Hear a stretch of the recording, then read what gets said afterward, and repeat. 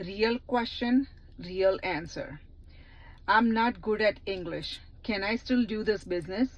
The answer is yes.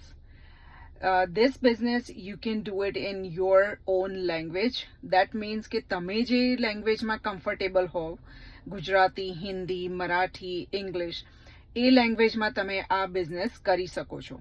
આ business run થાય છે 26+ કન્ટ્રીઝમાં, અને એ બધા જે આ બિઝનેસ કરે છે એ એમની પોતાની લેંગ્વેજમાં બિઝનેસ કરે છે.